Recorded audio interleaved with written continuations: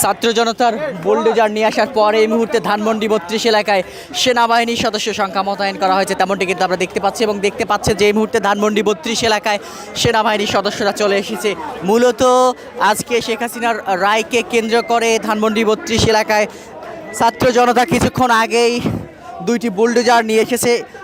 তারা দুইটি বুলডোজার নিয়ে আসার পর এখানে তারা ভিতরে ঢুকে এই ধানমন্ডি ৩২-এর যে অবশিষ্ট অংশ রয়েছে সেটা ভেঙে দেবার জন্যই তারা মূলত এসেছে। তবে এই মুহূর্তে আমরা দেখতে পাচ্ছি এই জায়গাটিতে আইন শৃঙ্খলা রক্ষাকারী বাহিনীর সদস্য সংখ্যা মোতায়েন করা হয়েছে এবং এই মুহূর্তে ধানমন্ডি ৩২ এলাকায় কিন্তু সেনাবাহিনীর সদস্য সংখ্যা বাড়ানো হয়েছে এবং সেনাবাহিনীর সদস্যদের একটি টিম এখানে এসেছে। মূলত এখন আমরা যেটি দেখতে পাচ্ছি ছাত্র জনতা তারাও কিন্তু বিভিন্ন স্লোগান দিচ্ছেন এবং তারা ভিতরে ঢোকার চেষ্টা চালাচ্ছেন, তেমনটি কিন্তু আমরা দেখেছি। তবে সব মিলিয়ে এখন পর্যন্ত ধানমন্ডি ৩২-এর যে পরিস্থিতি আমরা আপনাদেরকে দেখাচ্ছিলাম, সাধারণ মানুষকে এখানে প্রবেশ করতে দেয়া হচ্ছে না এবং এখানে দেখতে পাচ্ছেন যে এখানে এই মুহূর্তে সেনাবাহিনী মোতায়েন করা হয়েছে, তেমনটি কিন্তু আমরা দেখতে পাচ্ছি। তবে এখন পরিস্থিতি কি হবে, এই বুলডোজার দুটি ভিতরে প্রবেশ করবে কিনা এবং বুলডোজারের ভিতরে প্রবেশ করতে দিবেন কিনা আইন শৃঙ্খলা রক্ষাকারী বাহিনীর সদস্যরা, সেটি কিন্তু আমরা এখনও